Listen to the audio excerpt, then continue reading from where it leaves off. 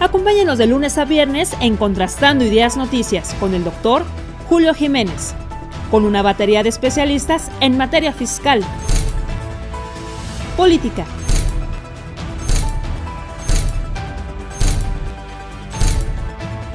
economía, finanzas, justicia,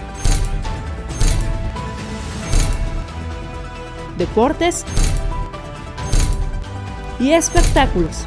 Acompáñenos a las 22 horas, tiempo del centro. Amigos, muy buenas noches. Gracias por acompañarnos. Y bueno, pues como era un compromiso tener esta mesa semanal con prestigiadas voces autorizadas, con líderes de opinión, con prestigiados profesionales en diversas materias y áreas de carácter coyuntural. Y hoy, esta noche, agradezco la presencia y la participación de dos grandes amigos, de dos grandes juristas, de dos hombres reconocidos y respetados en el ámbito jurídico, del doctor Marco Antonio Baños, exconsejero del Instituto Nacional Electoral. Bienvenido, doctor. Placer saludarte. Muchas gracias, Julio. Te saludo con afecto y al maestro Tulio también con enorme afecto.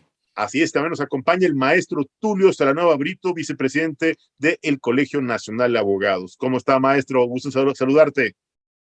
Julio, Marco, siempre un placer estar con ustedes. Muchas gracias por la invitación. Pues iniciamos esta mesa de análisis en un tema coyuntural de carácter nacional. Marco, ¿qué pasó finalmente con este capítulo que se cierra en el ámbito histórico y sobre todo de democracia participativa? ¿Cómo cerramos el recuento de los daños del ejercicio de pues revocación de mandato, si es que le podemos llamar así, Marco? Bueno, me parece que hemos cerrado la parte logística.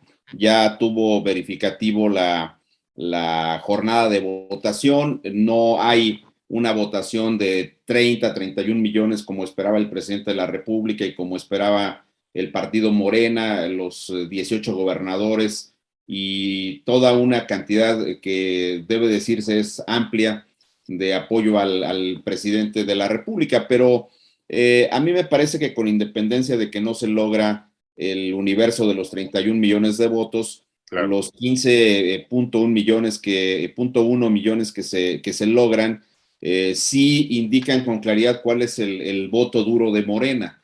Y es un voto duro que viene de una amplia movilización que hicieron los gobernadores, que hizo el partido, y que nos indica que Morena pues ya empieza a tener un músculo y que además ese músculo pues puede medirse a partir del universo de los votos que fueron registrados en cada una de las entidades federativas, sobre todo en las 18 entidades federativas, 16 de Morena, más la del PES en Morelos y la de El Verde en San Luis, que son finalmente aliados políticos del partido de Morena y del presidente, por supuesto. Entonces, esa parte está ahí. Yo creo que el presidente, que tiene obsesión por la parte política, pues ya empezó la evaluación de los gobernadores. De hecho, lo hizo desde el lunes, cuando colocó una tabla en la que indicaba el número de los votos que habían tenido los estados de la República. Entonces, esa parte ya inició. Creo también que es importante decir que en la parte logística, pues el INE hizo su trabajo, se instalaron todas las casillas. Solo 20 no pudieron tener la conclusión de la jornada de votación por diversas anomalías que no fueron graves. Por cierto, no hay incidentes que se hayan reportado y que hayan lastimado de manera definitiva el desahogo de la jornada de votación, sino son, vamos a decirlo, incidentes sí, pero menores. Y bueno, pues el INE, en mi opinión, sale bien librado, tiene mucha experiencia.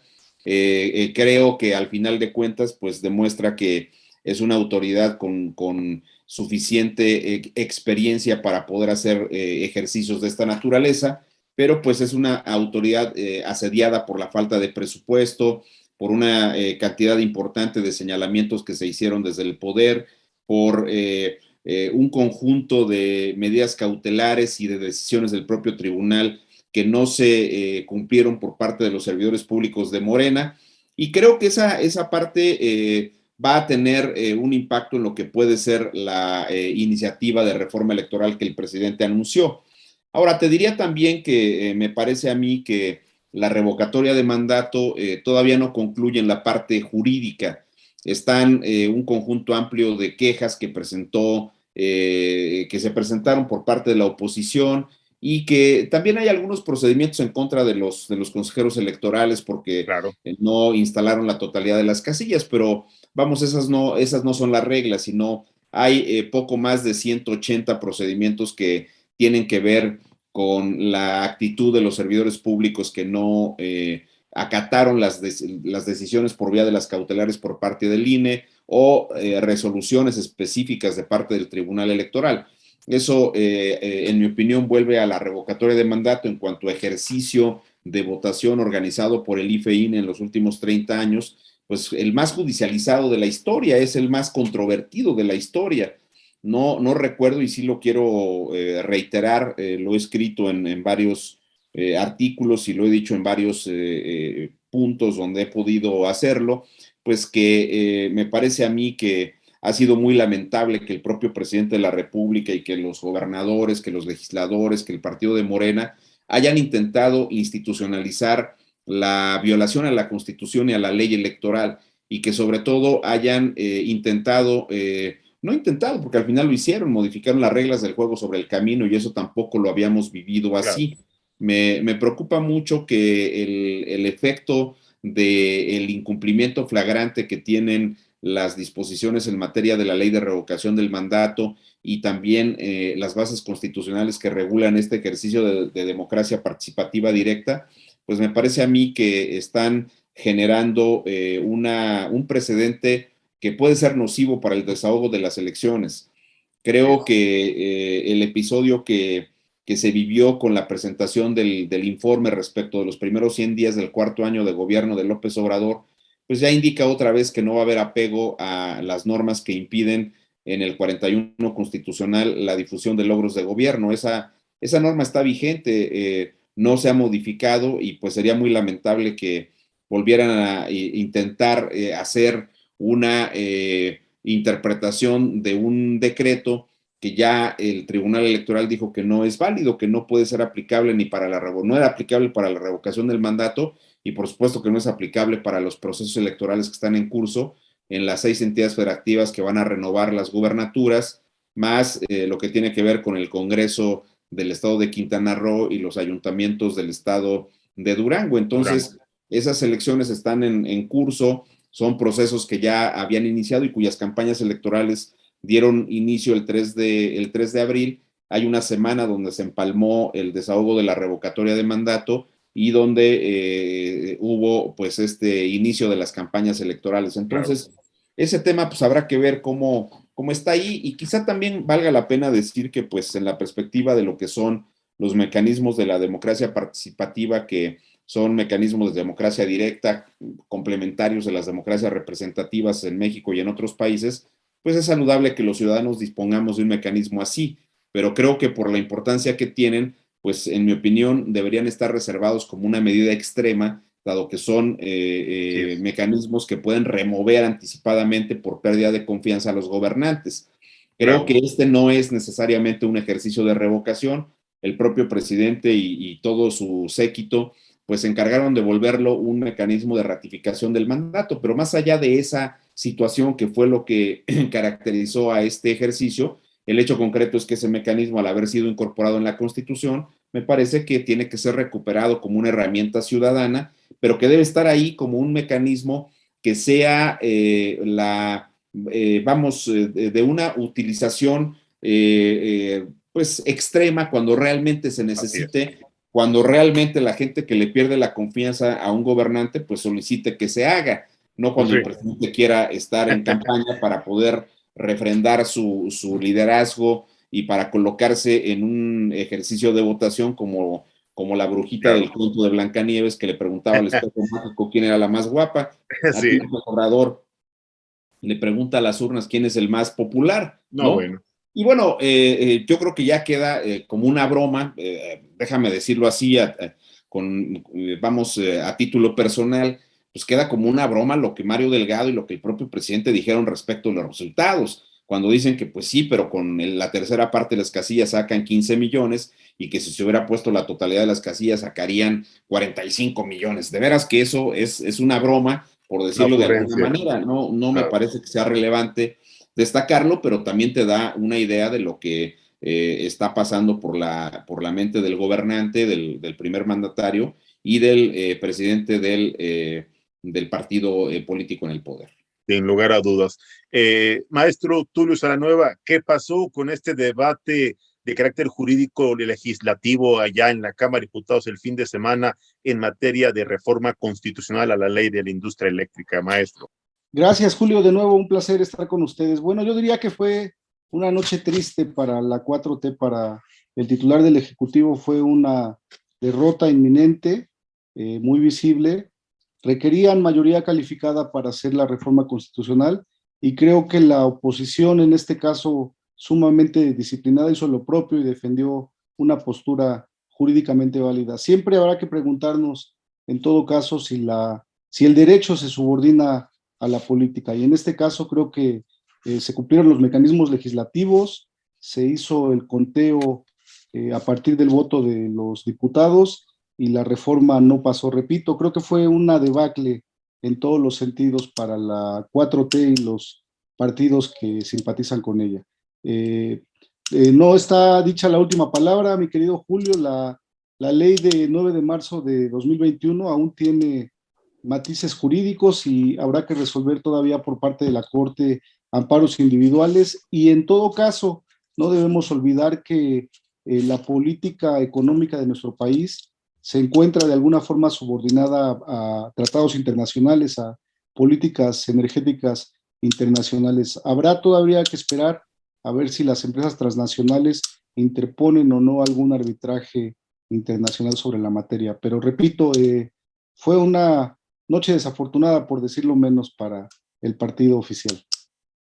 Maestro, ¿consideras que ha habido todavía un capítulo por cerrarse en pues en la Suprema Corte de Justicia, ya que pues no hubo una declaratoria de inconstitucionalidad, hubo un voto dividido y no hay un pronunciamiento formal? Además, quedan pendientes por resolverse las acciones de inconstitucionalidad promovidas por el Senado de la República y sobre todo por el gobierno de Baja California, además de pues los amparos que están en trámite de más de 200 empresas nacionales y extranjeras que tienen invertidos en nuestro país más de 100,000 millones de dólares, que bueno, pues no creo que les convenga y que tampoco van a aceptar de brazos abiertos que les rescinda sus contratos el gobierno de la 4T por una ocurrencia o por una venganza personal o por un acto de persecución institucional. Maestro, no sé qué opinas al respecto.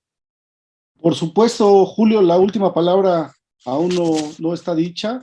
Efectivamente, la Corte no se ha pronunciado sobre los amparos individuales. 3 controversias constitucionales particularmente importantes, y habrá que esperar. No solo está en juego el prestigio político del presidente, se ponen en juego también aspectos económicos muy importantes. En caso de que nuevamente hubiera un revés para la política del partido oficial, pues hay consecuencias económicas que tenemos que pagar los mexicanos con nuestros impuestos.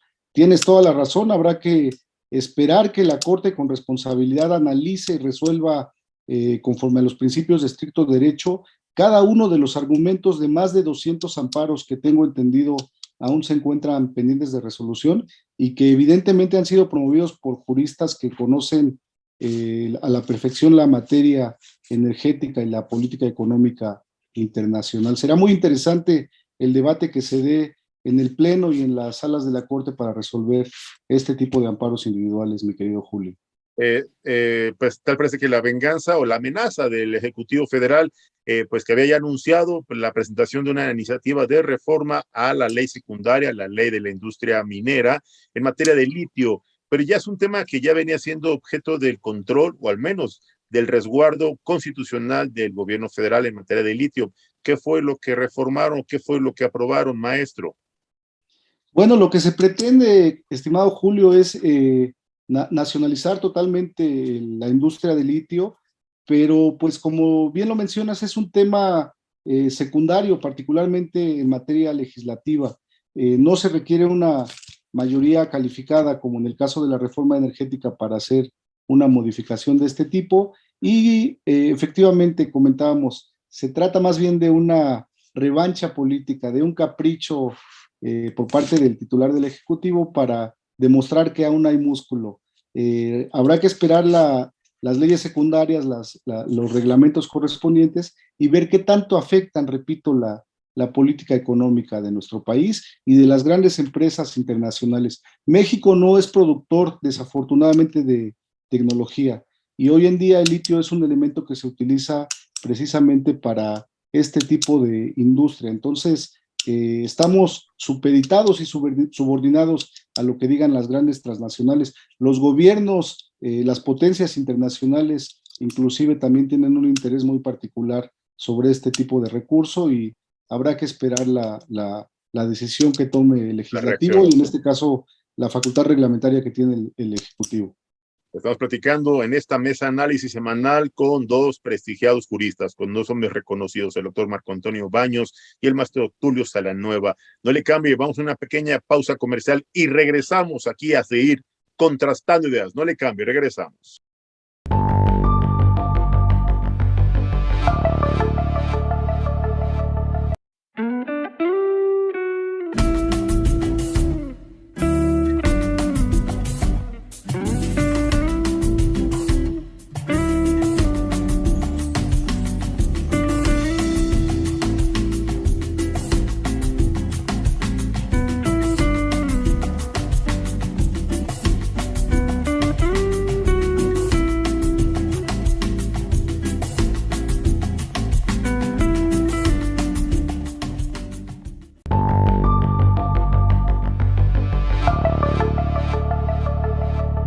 Bueno, ya estamos de regreso y bueno, pues ya empezaron los temas en redes sociales, la polémica ya se abrió y bueno, pues en redes sociales atendemos los comentarios y los planteamientos de los cibernautas que nos acompañan en esta mesa de análisis. Inicio con el doctor Marco Antonio Baños. Marco, nos están preguntando en las redes sociales, la gente está muy interesada y muy preocupada porque el titular ejecutivo pues ya también había cantado, había amenazado, había informado que va a presentar dos iniciativas más de reforma constitucional, una en materia política y otra sobre el tema de la Guardia Nacional.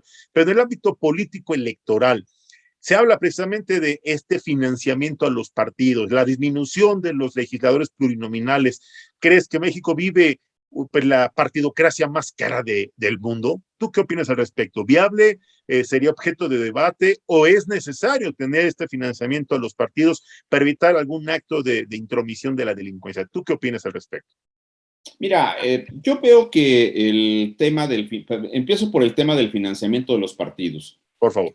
Sí creo que es un financiamiento caro porque tienen dos vías de acceso a los recursos públicos. Una es en el ámbito federal y otra es en el ámbito de cada una de las 32 entidades federativas. Necesitan sí refrendar el registro con al menos el 3%, ya sea en las elecciones federales o en las elecciones de carácter local, pero finalmente tienen acceso a esos financiamientos públicos por ambas vías. Yo creo que 2013-2014 es una reforma que en esa materia no consigue disminuir en modo alguno el financiamiento de los partidos, menos los costos de la política, y sí logra que el financiamiento público de los partidos se duplique, porque homogeneiza la fórmula del cálculo que estaba prevista en la Constitución o que está prevista en la Constitución y en la ley electoral local, y la lleva también al ámbito de las entidades federativas. Y eso genera que el financiamiento se duplique prácticamente entre 2014 y los años sucesivos hasta hoy. Pues los partidos políticos han recibido más de 1,500 millones anuales, más de lo que tenían en la etapa previa a la reforma del 2013-2014. Entonces, hay otro elemento que me parece importante. Los partidos dicen en general que son los recursos que necesitan para poder subsistir, pero pues sabemos que tienen en forma proporcional al número de los votos que sacan, entonces no todos los partidos tienen la misma cantidad de recursos. Hoy día, pues Morena anda en el financiamiento ordinario, pues cerca de los 1,700 millones de pesos, y el resto del financiamiento pues es repartido entre los partidos políticos con la menor votación. El PAN, el PRI deben andar sobre 800 millones, 700 millones, y así nos vamos para abajo con los partidos más chicos, pero aún así los que menos financiamiento tienen no dejan de tener alrededor de 400 millones en el ámbito federal en forma anual por el financiamiento ordinario, más un 50% adicional cuando hay año de elecciones que se les entrega para los gastos de las campañas, y así en el ámbito de los estados. Entonces eso hace que sea demasiado caro. pero debo decirte que en la experiencia de la revisión que se ha hecho sobre cómo aplican los partidos sus financiamientos, pues más de la mitad de los recursos que reciben se van al pago de sanciones, porque los partidos vulneran con una enorme facilidad las normas electorales y entonces tienen que estar pagando recursos Multas. públicos destinados a eso, a las multas. Entonces, yo diría que sí es viable tener una disminución de recursos públicos, pensando en un esquema donde los partidos se sujeten más al tema de las normas, de las conductas que les permiten las normas, y Claro. también que tengan una contabilidad pues, más o menos consistente. Muchos de los partidos son impresionantemente descuidados con la contabilidad que tienen y de ahí también les vienen una cantidad importante de sanciones. El tema de las plurinominales, en mi opinión, sería una modificación inaceptable, porque si por un lado tú tienes disminución del financiamiento público y luego quitas las plurinominales, No, pues bueno. entonces estamos condenados en las condiciones actuales a tener un sistema de partido único, ya no te digo de un partido hegemónico, porque en rigor, si revisamos la composición del Congreso Nacional más de los 32 congresos de los estados, pues todos estos partidos tienen básicamente representaciones por el principio de representación proporcional. Tienen curules, tienen escaños, pero es por la vía de la representación proporcional y no por la vía de la mayoría relativa. El PRI tiene solo dos fórmulas de senadores que ganaron por mayoría relativa en el caso concreto de Yucatán en las elecciones del 18. Todos los demás son senadores por el principio de representación proporcional o la primera minoría. Y en el caso de las diputaciones, igual la gran cantidad de las diputaciones que tiene el PRI, que son como 70, pues las 2/3 partes corresponden a la representación proporcional. Entonces, en mi opinión, desaparecer la representación proporcional nos llevaría a tener un Congreso y congresos locales monocolores. Ya no te digo ni siquiera que estaríamos avanzando, en mi opinión, hacia un sistema bipartidista. Creo que podríamos tener el riesgo de tener un sistema de partido único donde, pues, francamente, la oposición sea realmente marginal en los congresos de los estados y en los congresos y en el Congreso Nacional. Y no veríamos que, por ejemplo, modificaciones como la que ya comentaba el maestro Tulio con una enorme precisión sobre la reforma eléctrica, pues pudieran tener alguna oposición. No, pues aquí ya sería muy fácil modificar la Constitución a capricho del presidente. La mañanera de hoy es un ejemplo del autoritarismo que vive el país y de la sujeción que el Congreso tiene al presidente de la República. Cuando el presidente comenta, pues se la pasa diciendo que son unos traidores a la patria, los diputados de la oposición. Imagínate en un sistema democrático que el primer mandatario esté tachando permanentemente de antidemócratas, de vendepatrias a los legisladores de la oposición. Esa parte es inaceptable. Y la otra cuestión que me llamó mucho la atención es que en algún momento cuando comenta el tema de la reforma en materia de litio que ya fue aprobada en la Cámara de Diputados, pues el presidente de la República dice, pues ojalá que hoy mismo o mañana, pues el Senado de una vez lo vote, porque ya es un hecho que eso se va a votar. O sea, si tú te das cuenta, el Congreso, a través de las mayorías de Morena en diputados y senadores, son una caja de resonancia, no son un poder autónomo que equilibre el ejercicio del poder, en este caso de López Obrador. Y lo vimos ayer, es verdaderamente grotesco que los diputados de Morena se pongan a cantar loas de es un honor estar con Obrador, o sea, ni que estuvieran en campañas políticas, están en el seno de la soberanía nacional, en el seno de la representación popular de este país, y no han entendido que tienen que actuar con la dignidad que impone la representación soberana que ostentan. Y por otro lado, me pareció también verdaderamente grotesco todo el circo que prepararon los de Morena. Ve ese discurso de Óscar Cantón Cetina, que fue el del Fobaproa, ya se le olvidó que era diputado con el PRI, y que ayer pronuncia un discurso de más de media hora, cuando las intervenciones son de 10 minutos, pero claro, pues hicieron una estrategia donde le hacen una pregunta y no tienen tiempo para contestar las preguntas. Es de veras un espectáculo verdaderamente deprimente que no se merece un país de las características y de la importancia que tiene México. Sin lugar a dudas, terrible el escenario que se vive hoy en el ámbito político electoral y en el escenario legislativo. La máxima tribuna legislativa de nuestro país vive una profunda crisis. Y yo quiero preguntarle al maestro Tulio Salanueva, maestro, en el ámbito legislativo, en el sector de los representantes populares, consecuencia precisamente de esta intención por reformar a la ley de la industria eléctrica, esta reforma constitucional, por ahí aparecieron las amenazas, las descalificaciones, las intimidaciones y los sobres amarillos. Incluso por ahí señalan que hay algunos diputados vendidos, sin pruebas, claro, simples descalificaciones, pero lo que sí es una realidad, se especula en redes sociales y se generan discrepancias, es sobre la decisión de un diputado priista, precisamente de Campeche, este diputado que por nombre lleva Carlos Miguel Aiza Damas, que él se pronunció a favor, votar a favor de esta reforma constitucional.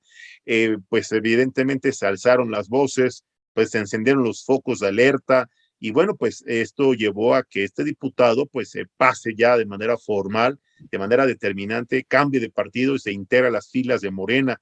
Habría que hacer un poco de memoria, recordar que este diputado, reitero, Carlos Miguel Aiza Damas, es nada más y nada menos hijo del gobernador Carlos Aiza González, que acaba de entregar a la hoy gobernadora Laida Sansores el gobierno de Campeche.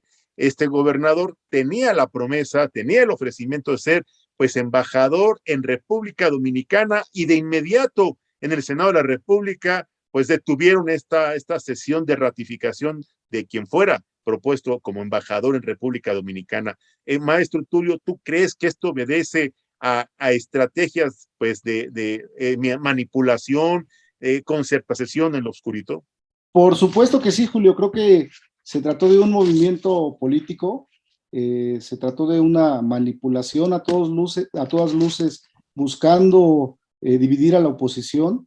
Esto no sucedió, pero voy más allá. La tesis del diputado disidente del Partido Revolucionario Institucional era que él fue el único diputado que leyó completamente la iniciativa de reforma constitucional y que con base en eso se encontraba debidamente documentado sobre el tema, razón por la cual su voto sería en favor de dicha reforma. Y vemos que no es así, estimado Julio. Hubo Parlamento abierto, hubo foros muy interesantes meses, semanas atrás acerca de la discusión de la reforma energética. Yo encuentro un congreso sumamente documentado acerca de un tema tan trascendente para la política nacional. Creo que no es ética la posición de un diputado que, argumentando una cuestión indefendible, traiciona la ideología de un partido político, y habría que ver qué tanto hubo influencia, como tú bien lo dices, por parte del partido oficial, inclusive del titular del Ejecutivo, ¿no? Yo me remontaría a frases tan absolutistas como aquella del Estado soy yo, a movimientos dictatoriales que han lastimado pueblos enteros. Ojalá que eso no llegue a suceder en el Estado mexicano, pero estamos a un paso. Si continuamos defendiendo políticas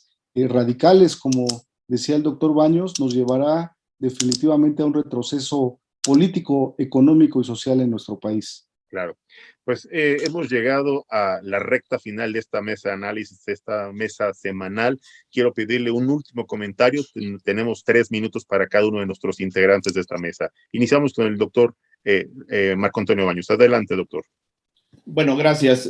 Veo que estamos en un punto en el cual el presidente de la República ha sido claro en decir que va a encontrar mecanismos para mecanismos, dijo, de reformas legales, lo dijo hoy en la mañanera, claro, para controlar el tema de la energía eléctrica. Vamos a ver qué se le ocurre, pero también creo que es importante ver qué va a hacer con la presentación de la famosa reforma en materia electoral. Dijo que la presentaría después del ejercicio de revocación del mandato. Ya vimos eso. Falta ver qué hace el Tribunal Electoral con el tema de la solicitud planteada por el PRD para que se anulen los resultados. Claro. Y falta ver también qué es lo que va a hacer el tribunal con un tema que es fundamental. Es decir, si el tribunal va a dejar sin sanción todas las violaciones que se cometieron y bajo ese esquema, pues deja un precedente que sería negativo para el desahogo de las elecciones, en este caso de los 6 estados. Y me parece a mí que seguimos en un momento en el cual se tiene que pensar seriamente en qué tipo de acciones tenemos que emprender los ciudadanos para volver a recuperar el respeto a la Constitución y a la ley, que en mi opinión se rompe prácticamente en todos los temas que son materia de las actividades del gobierno federal.